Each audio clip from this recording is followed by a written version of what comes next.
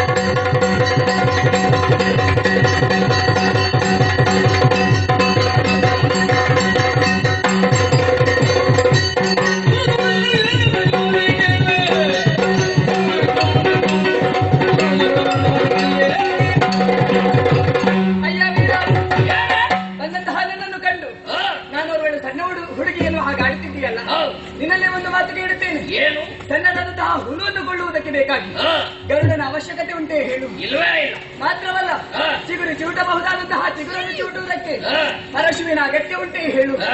ಇದೆಲ್ಲ ಯಾಕೆ ನಿನ್ನಲ್ಲಿ ಕೇಳುತ್ತಾ ಇದ್ದೇನೆ? ಇದೆಲ್ಲ ತಿಳಿದು ಕೂಡ ನಿನ್ನಂತಹ ಮತಿ ಹೀರನನ್ನು ಮರುಳನನ್ನು ಒಡಿಸುವುದಕ್ಕೆ ನಾನು ಬರಬೇಕಾ? ಆಕೆಯ ಮಗಳು ಸರಸ್ವತಿ ನಾನು ಬಂದಿದ್ದೇನೆ. ನನಗೆ ಕೂಡಿತ ಭುಜದಲ್ಲಿ ಶಕ್ತಿ ಇದ್ದ ಯುದ್ಧ ಮಾಡುವ.